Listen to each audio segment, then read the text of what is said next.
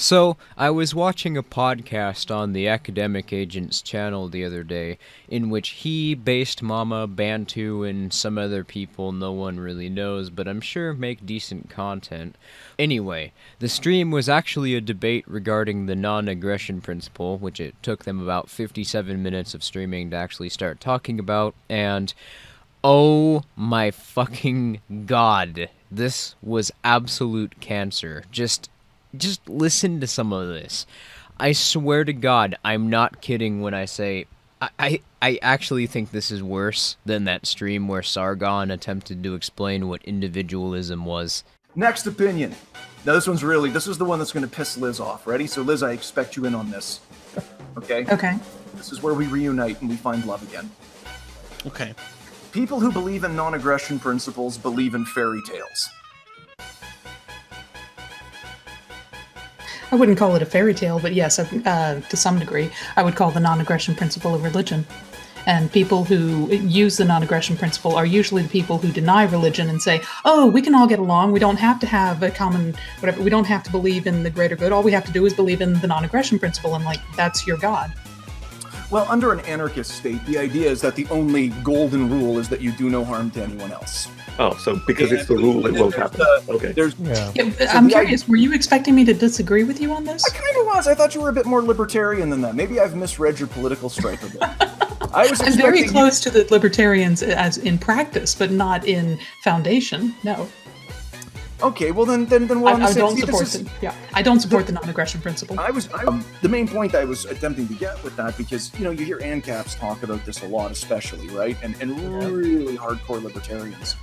And it's really funny because if everyone agrees to not be aggressive, it really only takes one person to realize they're capable of using force to not agree anymore. This is one of Well, and that's what I was expressing. That's why I say I would not call it a fairy tale. I would call it a religion. The idea is, in every society that has laws, that has government, you have to have a foundation for where do we derive these laws. And yes, I have some friends who are libertarians. I have one friend who's full-on anarchist, and we've had many discussions on the non-aggression principle.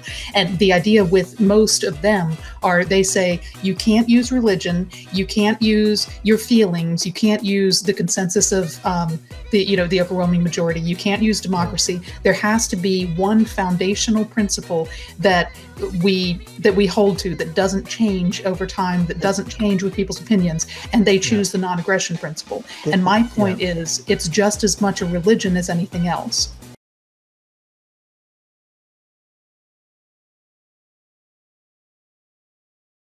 So, to sum up the stream, 5 people talking for an entire hour before they even get to the subject the stream is supposed to be about. Then when they actually do start talking about the subject the stream is on, they all demonstrate that they have absolutely no fucking idea what they're talking about, and that includes the people who are defending it. But this made me realize that there are only really a handful of decent explanations of the non-aggression principle, and all of them require a decent amount of reading to understand and research to actually find the material which explains it, since they're all quite obscure.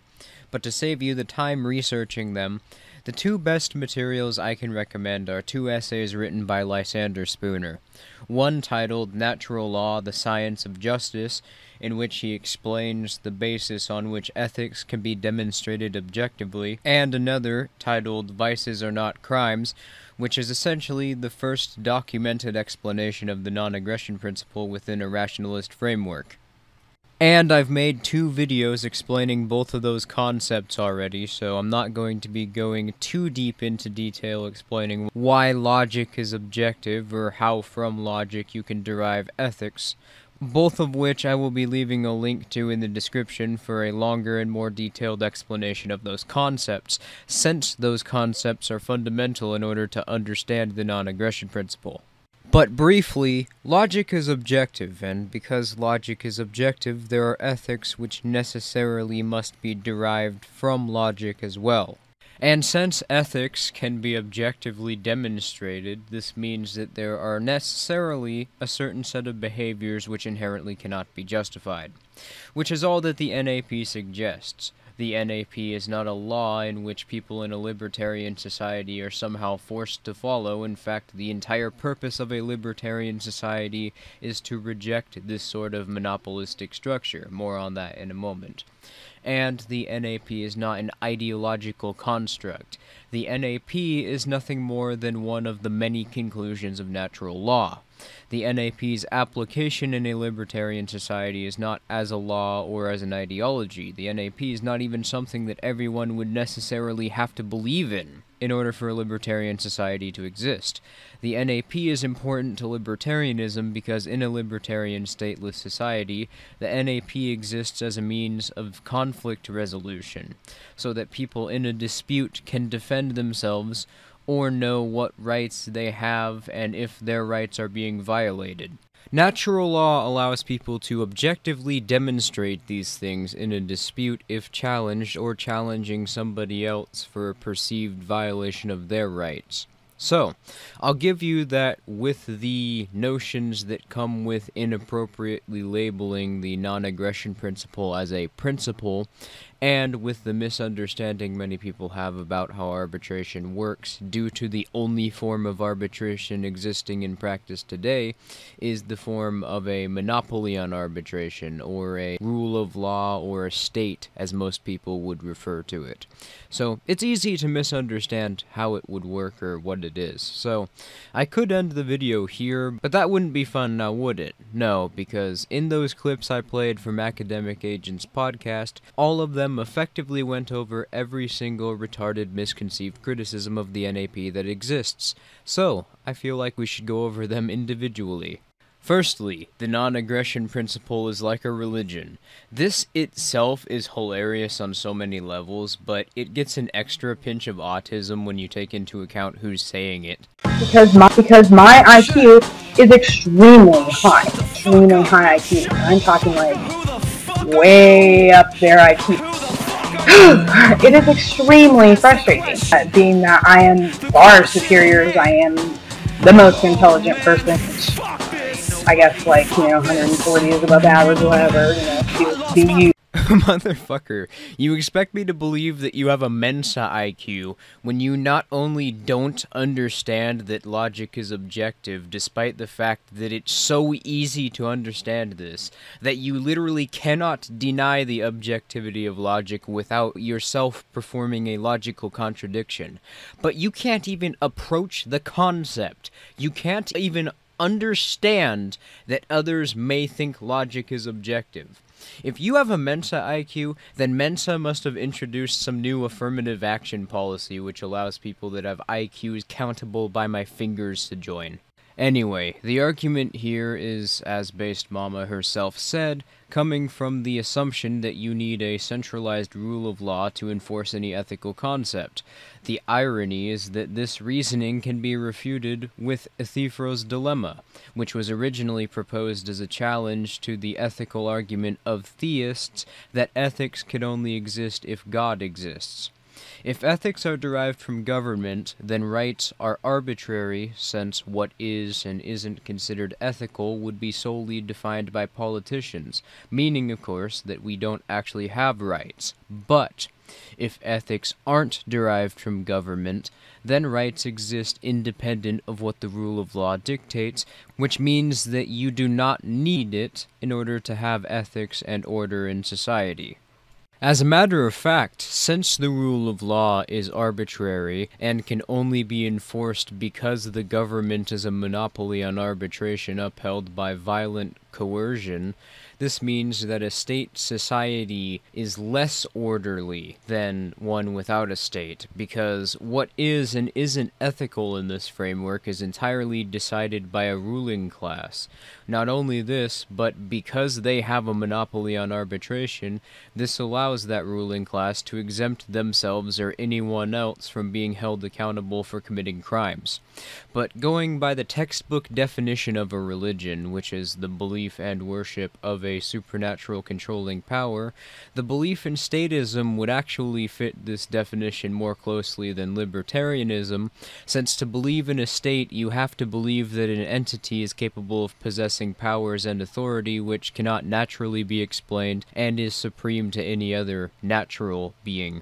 Of course, political authority does have an explanation, which, as already explained, comes from the establishment of a monopoly on arbitration, which itself could only have come into existence through violent mob coercion. But to statists, political authority is legitimate and has a rational explanation. Meanwhile, a libertarian rejects this because of the fact that there is no explanatory power behind it, meaning that if we were to compare statists and libertarians in the political realm to the philosophical debate between theists and anti-theists, libertarians would best be compared to agnostics or atheists, and statists would be the religious zealots thumping us over the head with their holy books. And to the other argument which was attempted, that people who believe in the non-aggression principle believe that no one will ever commit any unethical actions and will follow the non-aggression principle perfectly. Total straw man argument and already partially refuted, but no. It should go without saying that libertarians don't believe that in a stateless society there would never be any crime, hence why we have a clear explanation of what can be demonstrated as ethical or unethical behavior. But once again, this is yet another issue with the characteristic of a statist society, yet is a total red herring at best if discussing a society without a state. The main reasoning behind libertarianism is that because individuals have agency, they necessarily must be the only ones who rightfully can control themselves, since to have agency is to have ownership of yourself and all of your actions, which is a clear demonstration of dominion, and for someone else to declare ownership of another person would be arbitrarily setting double standards, since they cannot possibly demonstrate dominion over another person, since each person solely is responsible for their own thoughts and actions. So this means that once again, statists cannot justify their position of politicians having authority over others, but the statist assumption is that politicians are benevolent and will work in the interest of the people they rule over. Statists literally refer to these people as representatives, for God's sake. If it's not utopian to give a group of people the power to control what is and isn't considered ethical in your society's legal system, exempt themselves from responsibility for committing crimes, and effectively give them absolute power over everyone in your society, then expecting them not to act out of their own self-interest, which is literally an aspect of human nature, then fuck, I must not know what it means for something to be utopian. In conclusion, much like any other argument, all statists have in response to the non-aggression principle is, at best, a misunderstanding, and, at worst, what appears to be psychological projection of the problems which they are consciously aware exist in their own system. And this stream is just an absolute fucking embarrassment. Anyway, tell me in the comments if you would like to see me make more videos explaining concepts within libertarianism, as I've thought about it for a while considering the copious amounts of misinformation and misrepresentations of libertarian ideas floating around the internet with the scarce amount of accurate representations. Thank you all for watching, and I will see you all next time.